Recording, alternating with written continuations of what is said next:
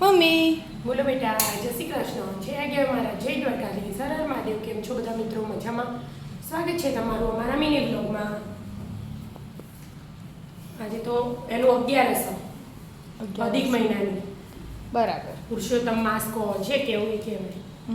એટલે મને પહેલા સવારે યાદ નહોતું અને ઉતાવળમાં પરોઠા બનાવવા બેસી હતી. એવું? એટલે પરોઠા બનાવી દીધા, આજે ચા નથી પીધી, પછી યાદ આવી ગયું. એટલે કીધું હું બનાવું ખાવાનું એમ પૂછતી હતી. તારા પપ્પાને પણ એમને ઉતાવળ હતી, તે ફટાફટ ચાપીને જતા રહ્યા. રસ તો ખવાય બધા ઉપવાસ. હા, રસ તો ખવાય ને. એટલે રસના ફરાળી પૂરી બનાવી, એમ બટાકા ભાજી બનાવે. બરાબર. તમે એ પૂછવા આવ્યા હતા હું બનાવવાની એમ?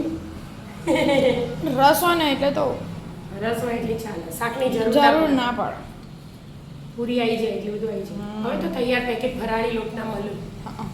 એટલે ખાઈ લેવાનું. મસ્ત રસ હા, હમણાં તો ચાલશે. વહેલા જ બનાવી દઈએ આપણે કે એટલે ઠંડુ થઈ જાય. એ સવારે મેં અવતાવત પલાળતો ને પાણીમાં, હમ. એટલે અત્યારે કાઢી દીધી. એટલે આજે પહેલા છોલી રસ કાઢી ફ્રીજમાં મૂકી, પછી બીજું કામ કરું.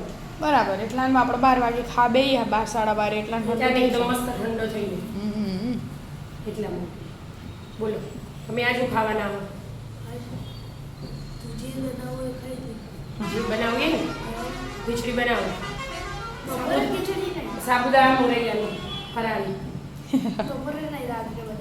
રાત્રે બનાવો. ને રાત્રે ખાવાનું નહીં એનો મતલબ ખબર પડી ગયો.